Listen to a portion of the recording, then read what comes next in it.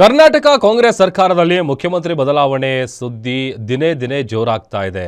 ಉಪಮುಖ್ಯಮಂತ್ರಿ ಡಿಕೆ ಶಿವಕುಮಾರ್ ಅವರು ದೆಹಲಿಯಲ್ಲಿ ಎಐಸಿಸಿ ವರಿಷ್ಠೆ ಸೋನಿಯಾ ಗಾಂಧಿ ಮತ್ತು ರಾಹುಲ್ ಗಾಂಧಿ ಅವರನ್ನು ಭೇಟಿ ಮಾಡಿ ಎಲ್ಲವನ್ನೂ ಮಾತುಕತೆ ನಡೆಸಿದ್ದಾರೆ ಎನ್ನಲಾಗಿದೆ. ಈ ಮಧ್ಯೆ ಶಾಕಿಂಗ್ ಹೇಳಿಕೆಯನ್ನ ಕೊಟ್ಟಿದ್ದಾರೆ. ಹಾಗಾದ್ರೆ ಹೈಕಮಾಂಡ್ ಗ್ರೀನ್ ಸಿಗ್ನಲ್ ಕೊಟ್ಟೇ ಬಿಟ್ರಾ? ಈ ಸ್ಟೋರಿ ನೋಡಿ.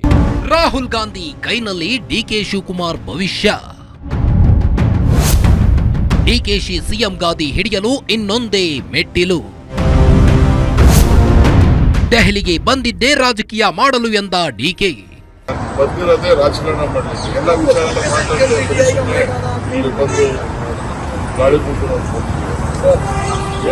ನಾವು ಮಾತಾಡಿದ್ವಿ. ಕಾಲ ಎಲ್ಲದಕ್ಕೂ ಉತ್ತರ ಕೊಡ್ತದೆ. ದೆಹಲಿಗೆ ನಾನು ಬಂದಿರುವುದು ರಾಜಕಾರಣ ಮಾಡೋಕೆ, ಸುಮ್ಮನೆ ಗಾಳಿ ಕುಡಿಯೋಕೆ ಬಂದಿಲ್ಲ. ಎಲ್ಲಾ ವಿಚಾರಗಳನ್ನ ಮಾತನಾಡದೆ ಸುಮ್ಮನೆ ವಾಪಸ್ ಹೋಗ್ತೇನ.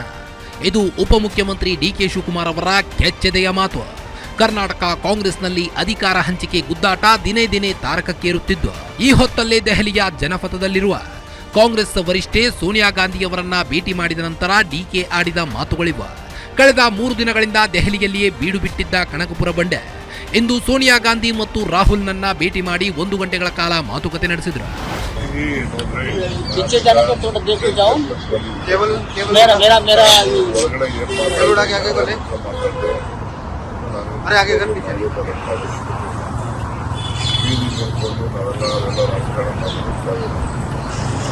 ವರಿಷ್ಠರನ್ನ ಭೇಟಿ ಮಾಡಿದ್ದೀವಿ. ಏನೇನು ಮಾತಾಡಬೇಕು ಮಾತಾಡಿದ್ವಿ. ನಾನು ಬಂದ ಮೇಲೆ ಎಲ್ಲ ವಿಚಾರನೂ ತಿಳಿಸ್ಲೇಬೇಕಲ್ಲ. ಎಲ್ಲ ವಿಚಾರಗಳನ್ನ ಮಾತಾಡಿದ್ವಿ. ಏನ್ ಬೇಕು ಮಾತಾಡಿದ್ವಿ. ಅದನ್ನು ನಾನು ಪಬ್ಲಿಕಲ್ಲಿ ನಾನೆಲ್ಲ ಮಾತಾಡೋಕ್ಕೆಲ್ಲ ಆಗಲ್ಲ. ಅದೆಲ್ಲ ನಾವು ಏಸಿ ನಾವೆಲ್ಲ ಏನು ಹೇಳಕ್ಕೆ ಉದ್ದೇಶಿ ನಾನು ಬಂದಿರೋದೇ ರಾಜಕಾರಣ ಮಾಡಲಿಕ್ಕೆ. ಎಲ್ಲ ವಿಚಾರ ಮಾತಾಡಿದ್ವಿ. ಬಂದು ಗಾಳಿ ಕೂತು ಏನೇನ್ ಬೇಕು ನಾವು ಮಾತಾಡಿದ್ವಿ. ಕಾಲ ಎಲ್ಲದಕ್ಕೂ ಉತ್ತರ ಕೊಡ್ತದೆ. ಇನ್ನು ಆಸಾಂ ಚುನಾವಣೆ ಬಗ್ಗೆ ಚರ್ಚೆ ಮಾಡುವ ನೆಪದಲ್ಲಿ ಸೋನಿಯಾ ಗಾಂಧಿ ನಿವಾಸಕ್ಕೆ ತೆರಳಿದ್ದ ಡಿಕೆ ಶಿವಕುಮಾರ್ ಇದೇ ಸರಿಯಾದ ಸಮಯವೆಂದು ರಾಜ್ಯದ ಅಧಿಕಾರ ಹಂಚಿಕೆಯ ಬಗ್ಗೆ ಸಂಪೂರ್ಣ ವರದಿಯನ್ನ ಒಪ್ಪಿಸಿದ್ರು. ನಂತರ ಹೊರಬಂದ ಡಿಕೆ ಕಾಲವೇ ಎಲ್ಲದಕ್ಕೂ ಉತ್ತರ ಕೊಡಲಿದೆ ಅಂತ ಮಾರ್ಮಿಕವಾಗಿ ನುಡಿದಿದ್ದಾರೆ. ಇನ್ನು ತಡರಾತ್ರಿ ಡಿಕೆ ಶಿವಕುಮಾರ್ ಮತ್ತು ಡಿಕೆ ಸುರೇಶ್ ಎಐಸಿಸಿ ಅಧ್ಯಕ್ಷ ಮಲ್ಲಿಕಾರ್ಜುನ್ ಖರ್ಗೆ, ಕೆಸಿ ವೇಣುಗೋಪಾಲ್ ಜೊತೆ ಮಾತುಕತೆ ನಡೆಸಿದ್ರು. ಈ ಭೇಟಿ ಸಾಕಷ್ಟು ಕುತೂಹಲಕ್ಕೆ ಕಾರಣವಾಗಿದೆ. ಒಟ್ಟಾರೆ ಬಜೆಟ್ ನಂತರ ಸಿದ್ದರಾಮಯ್ಯ ಕಾಂಗ್ರೆಸ್ ಹೈಕಮಾಂಡ್ ನಾಯಕರೊಂದಿಗೆ ಚರ್ಚೆ ನಡೆಸಲು ದೆಹಲಿಗೆ ತೆರಳಿದ್ದಾರೆ ಎನ್ನಲಾಗಿದೆ.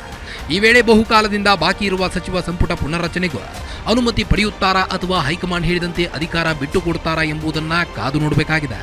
News desk, guarantee news, Bengaluru.